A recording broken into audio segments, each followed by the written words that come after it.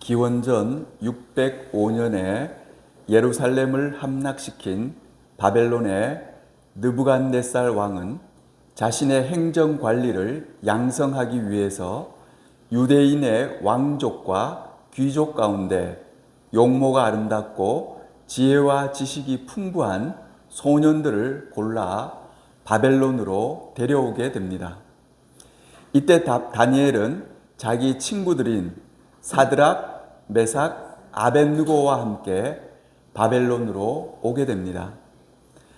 바벨론으로 온 다니엘은 누구보다도 우수했기 때문에 왕의 시중을 들게 되었습니다.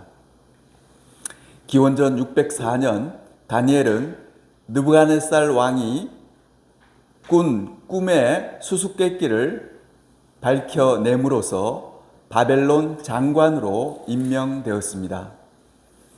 이후 바벨론 왕인 벨사살 왕이 연회 중에 갑자기 사람의 손가락이 나타나 메네 메네 데겔 우바르신이라는 글을 벽에 기록하게 됩니다. 이 글을 다니엘만이 해석할 수가 있었습니다.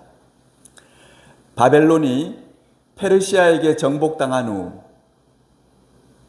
그는 다리오 왕의 총애를 받아 높은 지위를 얻었지만 다른 이들의 질투를 받게 됩니다. 다니엘을 질투한 이들은 30일 동안 다리오 왕을 제외한 그 어떠한 신이나 사람을 섬기면 안 된다는 칙령을 요구하게 됩니다. 그러나 다니엘은 칙령이 발표된 후에도 하루 3번씩 하나님께 기도했고 결국 사자굴에 던져지는 절체절명의 위기의 순간을 마주하게 됩니다. 우리가 지나가다가 사나운 개와 이렇게 1대1로 맞닥뜨리게 되면은 여러분 얼마나 무섭습니까?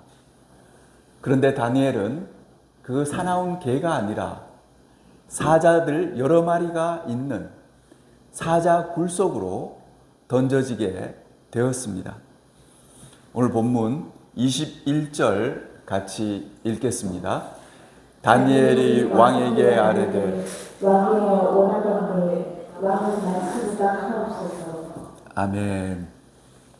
지금 이 상황은요, 다니엘이 사자굴로 던져져서 하룻밤을 지낸 상황입니다. 그 다음날 새벽에 왕이 다니엘을 찾아옵니다. 그 사자굴 속으로 찾아오게 됩니다. 그럴 때 다니엘이 한 말입니다. 사자굴을 찾아온 다리오 왕은 다니엘에게 이렇게 묻습니다. 다니엘서 6장 19절 20절입니다. 같이 읽겠습니다. 이튿날에 왕이 새벽에 일어나 급히 사자굴로 가서 다니엘의 두개 가까이 이르러서 슬피 소리질러 다니엘에게 묻되 살아계신 하나님의 종 다니엘아, 내가 항상 섬기는 내 하나님이 사자들께서 능히 너를 구원하셨느냐 하니라.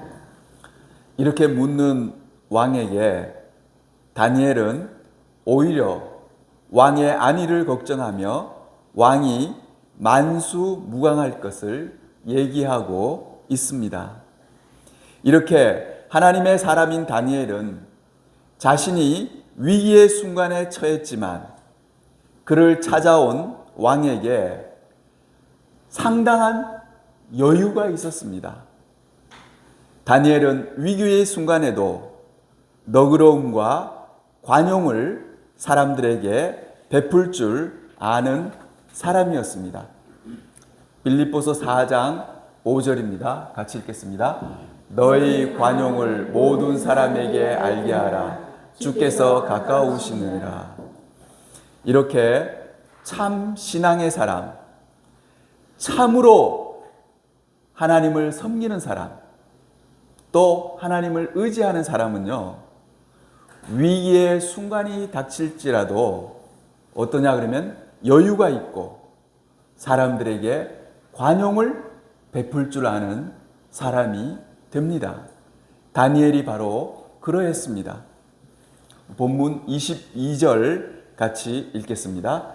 나의 하나님이 이미 그의 천사를 보내어 사자들의 일을 봉하셨으므로 사자들이 나를 상해하지 못하였사오니 이는 나의 무지함이 그 앞에 명백하며 또 왕이여 나는 왕에게도 해를 끼치지 아니하리이다 한다.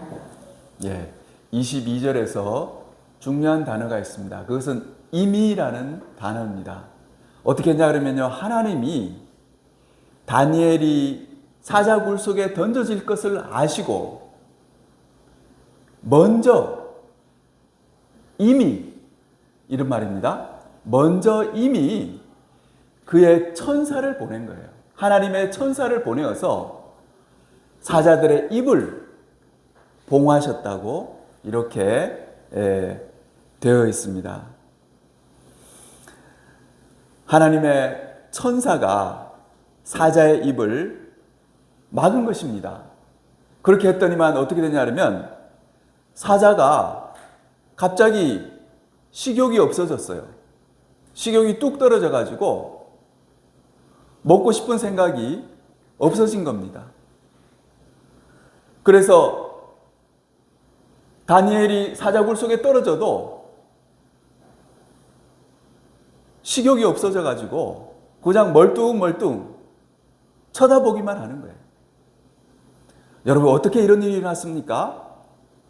하나님이 먼저 이미 천사를 보내신 것입니다. 하나님은 이렇게 그의 자녀가 위의 순간을 당할 때 하나님은 어떻게 하시냐 그러면 먼저 천사를 보내시는 분이 바로 우리 하나님이십니다. 나중에 다니엘을 참소했던 사람들이 똑같은 사자굴 속에 던져 넣었습니다. 그럴 때 어떤 일이 났습니까? 여러분, 사자굴은 똑같아요. 거기 들어있는 사자들의 개수도 똑같고 사자들도 똑같은 사자들이에요. 또 같은 날이었습니다. 다니엘서 6장 24절입니다. 같이 읽겠습니다. 왕이 말하여 다니엘을 청소한 사람들을 끌어오게 하고 그들의 처자들과 함께 사자굴에 던져넣게 하였더니 그들이 불 바닥에 닿기도 전에 사자들이 곧 그들을 움켜서 그 뼈까지도 부숴버렸더라. 아멘. 여러분, 이거 보세요. 똑같은 사자굴입니다. 똑같은 사자들이 거기 있었어요. 그런데 다니엘을 참소했던 사람들을 거기다 집어 던지니까 어떤 일이 일어나냐면 굴 그 바닥에 닿기도 전에 어떻게 했습니까? 사자들이 점프를 해가지고 그 사람들을 다 물어서 그 뼈가 으스러지게끔 그 뼈가 다 부서뜨리게 해서 그렇게 먹어치운 거죠. 그런 일이 일어났다고 되어 있습니다. 그러니까 이걸 보면요, 하나님이 천사를 보냈던 것이 맞는 거예요. 하나님이 미리 천사를 보내서 사자의 입을 봉하신 것입니다.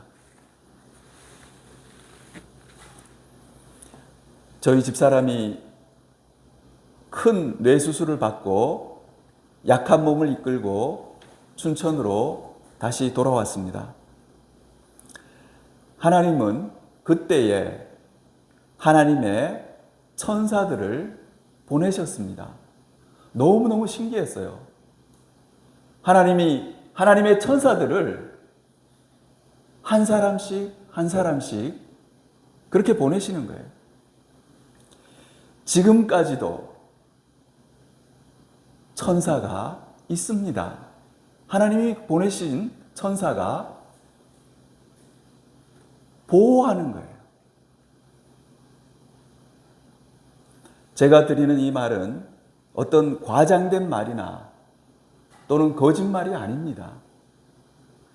제가 옆에서 지켜보면서 하나님이 보내신 천사인 것을 인정하지 않을 수 없었습니다. 부모들이 애들을 키우다 보면 애들이 높은 데서 떨어질 때가 있습니다. 아무리 열심히 봐도요. 애들이 높은 데서 떨어지고 계단에서 굴르고 그런 위험한 상황이 많이 발생합니다. 부모가 잠시 딴 데 보고 있을 때 애가 굉장히 위험한 짓을 하는 거예요. 뜨거운 물건을 만진다거나 이럴 때도 천사가 애들을 받쳐주고 애들을 보호하는 거예요. 그러지 않으면요, 애들이 크게 다치겠죠. 뭐 불구가 된다든가. 하나님은 이렇게 우리가 절체절명의 위기의 순간을 만났을 때 천사를 보내어서 우리를 도와주십니다. 여러분, 다니엘만 또 구약시대에만 이렇게 천사를 보내신 것이 아닙니다. 지금 이 시대에도 하나님이 너무나 긴박하고 절체절명의 위기의 순간이라고 판단되면 하나님이 천사를 보내어서 도와주시는 거예요. 소돔성이 불바다가 되기 바로 직전이었습니다. 하나님은 천사를 보내서 롯을 떠나라고, 빨리 떠나라고, 한시라도 빨리 떠나라고 천사를 보내서 재촉하셨습니다. 창세기 19장 15절입니다. 같이 읽겠습니다. 동틀 때에 천사가 롯을 재촉하여 이르되 일어나 여기 있는 내 아내와 두 딸을 이끌어내라. 이 성의 죄악 중에 함께 멸망할까 하나. 아멘. 여러분, 이걸 보면요, 하나님이 급하니까 하나님의 천사를 보내어서 롯을 재촉하는 것입니다. 여러분, 이렇게 우리가 정말 직접적인 하나님의 도움을 받지 않으면 안 되는 순간이 있습니다. 그런 순간에 닥치면은 하나님을 사랑하는 사람에게 하나님이 어떻게 하시냐 그러면 천사를 보내시는 거예요. 오늘 본문 23절 같이 읽겠습니다. 왕이 심히 기뻐서 명하여 다니엘을 불에서 올리라 하니 그들이 다니엘을 불에서 올리즉 그의 몸이 조금도 상하지 아니하였으니 이는 그가 자기의 하나님을 믿음이었더라. 다니엘을 사자굴에서 올렸어요. 올려서 이렇게 살펴보니까 그의 몸이 상한 데가 한 군데도 없었다 그랬어요. 여러분, 사자가 발톱이 얼마나 무섭습니까? 한 번만 이렇게 긁기만 하면 난리가 나겠죠. 근데 그의 몸이 상한 데가 하나도 없었습니다. 어떻게 이런 일이 가능합니까? 이 구절을 23절 여러분 자세히 보시기 바랍니다. 그의 몸이 조금도 상하지 아니하였으니 이는 그가 자기의 하나님을 믿음이었더라. 이렇게 되어 있습니다. 다니엘에게는 다니엘의 하나님이 있었던 것입니다. 그리고 그 하나님을 믿었기 때문에 사자굴 속에서도 하나도 몸이 상하지 않는 이런 일이 일어났다고 성경에 기록되어 있습니다.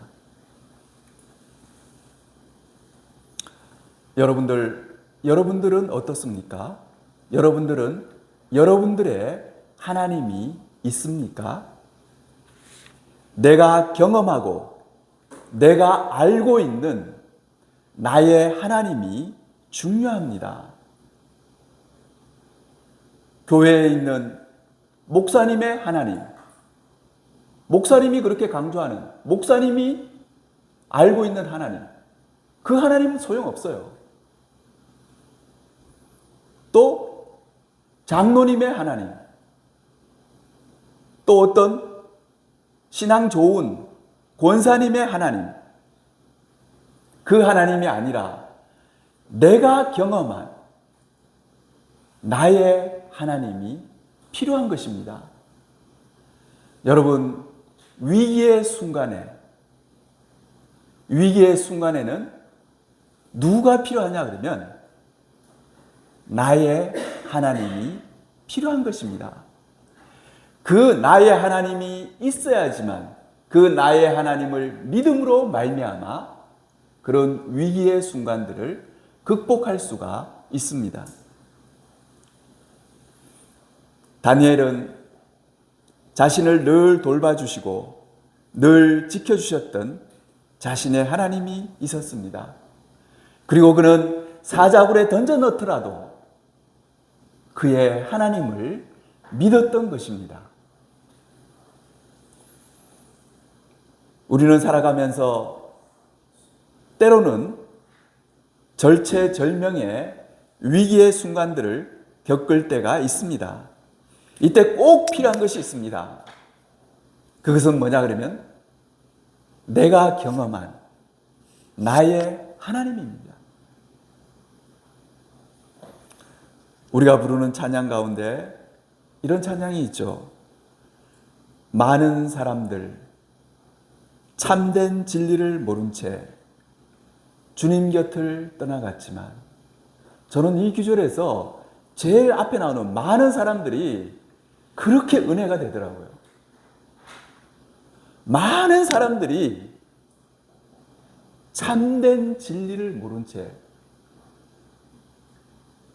예수님이 나는 길이요 진리요 생명이니 그랬습니다. 그 하나님, 그 예수님을 만나지 못하고 주님 곁을 떠나가지만 내가 만난 주님은, 이게 중요한 거예요. 내가 만난 주님은 그렇지 않던 거예요. 내가 만난 주님은 어떤 분이냐 그러면 참 사랑이었고 진리였고 소망이었다는 거예요. 내가 만난 주님이 참 사랑이었다는 말은 무슨 말입니까? 내가 만난 주님은 그분은 나를 정말 사랑하시고 나를 참으로 사랑하시고 어떠한 경우에도 나를 망하게 내버려 두는 분이 아니라는 거예요. 내가 만난 주님은 그런 주님이라는 거죠. 여러분들도 꼭 그런 하나님을 경험하시기 바랍니다. 많은 사람들은 그렇지 못해요. 그러나 내가 만난 주님은, 내가 만나서 주님과 대화하고 주님 알아보니까 내가 만난 주님은, 그분은 참 사랑이었다는 거예요. 나를 정말 사랑하시는 분이다.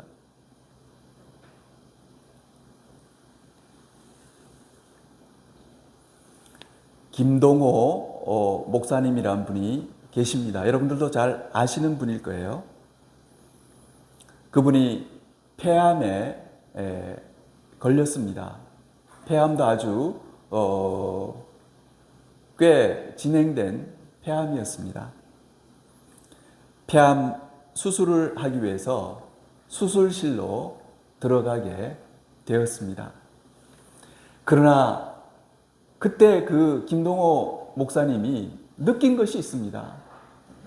정말 이렇게 절체절명의 위기의 순간에 그 환자복을 입고 이제 누워서 수술실로 들어가는데, 기가 막힌 것은요, 그 자기를 사랑하는 자녀들 있잖아요.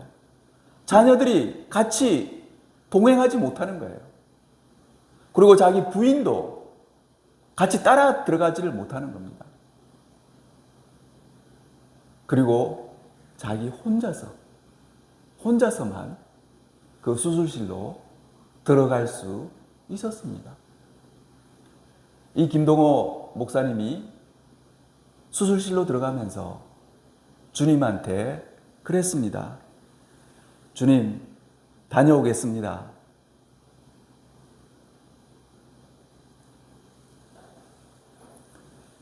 그랬더니만 주님이 어떻게 말씀하시냐 그러면 나도 너랑 같이 갈 건데 그러시더래요.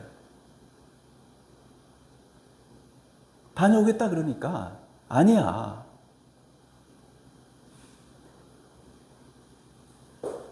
나도 너와 함께 같이 갈 거다. 그렇게 말씀하셨다는 거예요. 그리고 수술실에 들어갔습니다. 수술실 가서 수술받기 위해서 딱 눕잖아요. 근데 그 앞에 큰 전등이 있었습니다. 그 전등에 글자가 보였습니다.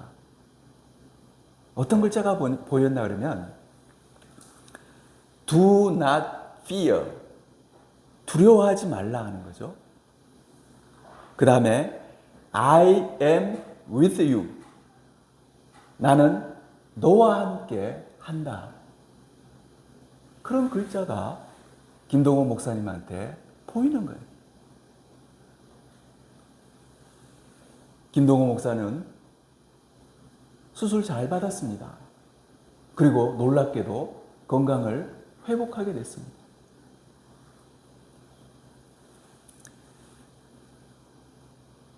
다니엘이 비록 사자굴에 던져 넣음을 당했지만 그러나 하나님이 어떻게 했습니까? 다니엘을 그냥 내버려 뒀습니까? 그래서 다니엘이 망하게 그렇게 내버려 뒀습니까? 절대 그렇게 하지 않으셨습니다. 다니엘은 망하지 않았고 그의 몸이 조금도 상하지 아니하였습니다. 기적이 일어난 것이죠. 오히려 이 일로 그는 하나님께 큰 영광을 돌리게 되었습니다. 다리오 왕은 다니엘이 사자굴 속에서 무사함을 보고 다니엘의 하나님을 살아계신 참 신으로 인정하게 되었습니다. 다니엘서 6장 26절입니다. 같이 읽겠습니다. 내가 이제 조소를 내리노라. 내 나라 가난 아래에 있는 사람들은 다 다니엘을 하나님 앞에서 떨며 두려워했지니 그는 살아계시는 하나님이시요 영원히 변하지 않으실 이시며 그의 나라는 멸망하지 아니할 것이요 그의 권세는 무궁할 것이며. 아멘. 이 하나님을 모르던 왕이 뭐라 그럽니까? 다니엘의 하나님이라 그랬어요. 다니엘의 하나님 앞에서 떨며 두려워할지니 그 하나님 어떤 하나님이냐면 살아 계시는 하나님이라. 여러분 죽은 하나님이 아닙니다. 하나님은 살아 계시고 지금도 역사하시고 지금도 움직이시고 지금도 말씀도 하시고 일하시는 하나님이십니다. 살아계신 하나님이라 그러고 영원히 변하지 아니하실 하나님이라고 이렇게 다리오 왕이 고백하게 됩니다. 말씀의 결론을 내리겠습니다. 인생을 살다 보면 전혀 예상치 못한 일이 일어나게 됩니다. 절체절명의 위기의 순간을 맞닥뜨리게 됩니다. 요셉의 경우도 그랬습니다. 애굽의 종으로 팔려왔지만 열심히 일해서 주인인 보디발의 눈에 들게 되었습니다. 보디발은 바로의 신하 중 가장 높은 지위에 있던 사람이었습니다. 보디발의 집에서 열심히 일만 잘하면 요셉의 앞길은 아무런 문제가 없는 그러한 상황이었습니다. 그런데 요셉에게 위기의 순간이 다가왔습니다. 그것은 보디발의 아내의 일로 말미암아 감옥에 가게 된 것입니다. 사랑하는 성도 여러분, 우리는 살다 보면 예상치 못한 위기의 순간이 다가오는데 대부분의 사람은 어떻게 하냐면 사람에게 도움을 요청합니다. 나를 도와줄 사람이 없는가? 그것부터 찾아요. 가족, 친지 중에 나를 도와줄 사람이 없는가? 그러나 우리가 위기의 순간에 우리는 누구를 찾아야 되냐 하면 나의 하나님을 찾아야 됩니다. 나를 정말 도와줄 수 있는 분, 나의 하나님을 찾고 그 하나님을 믿는 것이 중요합니다. 요셉은 그의 하나님을 믿었습니다. 창세기 50장 24절을 보면요, 요셉은 그의 하나님을 믿었는데 요셉의 하나님이 어떤 분이냐 그러면 딱 두 가지입니다. 하나는 자신을 돌보시는 분, 두 번째는 자신을 인도하시는 분. 이렇게 믿었어요. 여러분, 이건 중요합니다. 우리도 우리의 하나님을 이렇게만 믿으면 됩니다. 뭐 다른 거 다 필요 없어요. 살아계신 하나님이 나를 사랑하시고 나를 돌보시는 분이라고 믿고, 또 하나는 나의 가는 길을 인도하시는 분이라고만 여러분 믿으면 그 사람의 신앙은 100점짜리 신앙이 되는 것입니다. 그리고 어떤 고난이나 어떤 위기가 닥쳐와도 겁낼 것이 없죠.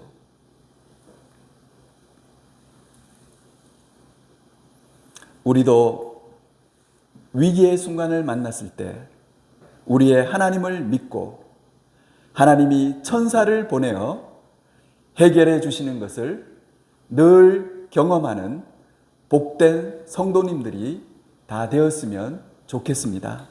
우리 같이 기도하겠습니다.